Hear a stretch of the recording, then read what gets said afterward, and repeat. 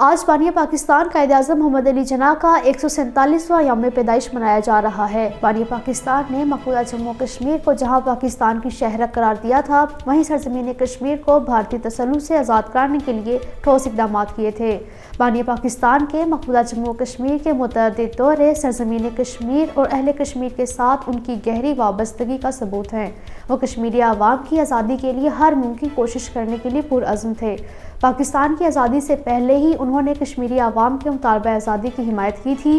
اہل پاکستان اور اہل کشمیر مضبوط مذہبی، تاریخی اور ثقافتی رشتوں میں بندھے ہوئے ہیں۔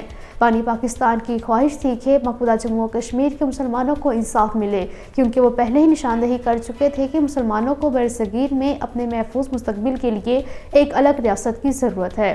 5 اگست 2019 میں فسطائی مودی حکومت کی جانب سے مقبوضہ جموں و کشمیر میں آرٹیکل 370 اور 35A کی منسوخی نے پھر ایک بار ثابت کیا ہے کہ مسلمانوں کو برصغیر میں ایک الگ ریاست کی ضرورت تھی۔ بھارتی غلامی سے آزادی کے حصول کے لیے کشمیری عوام کی جدوجہد دو قومی نظریے پر مبنی ہے۔ مودی حکومت کی پالیسیاں دو قومی نظریے کی مکمل توثیق کرتی ہیں۔ دو قومی نظریہ کشمیری عوام کی بہادرانہ اور لاسوال جدوجہد کے پیچھے اصل محرک ہے۔ مسئلہ کشمیر تقسیم برصغیر کا نامکمل ایجنڈا ہے۔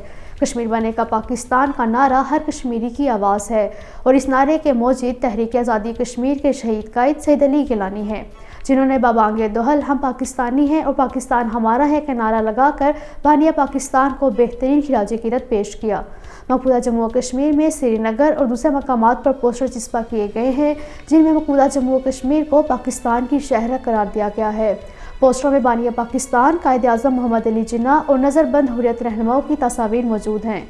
پوسٹروں کے ذریعے بھارت کو بھی یہ پیغام دیا گیا ہے کہ کشمیری اپنے پیدائشی حق خود ارادیت کے مطالبے سے ہرگز دستبردار نہیں ہوں گے۔ کل جماعتی حریت کانفرنس اور ہر مکتبہ فکر کے ساتھ وابستہ افراد نے بانیہ پاکستان کو ان کی ولولہ انگیز جدوجہد پر خراج عقیدت پیش کرتے ہوئے کہا ہے کہ انہوں نے انگریزوں اور ہندوؤں کا تنہا مقابلہ کر کے پاکستان کے قیام کو یقینی بنایا ہے۔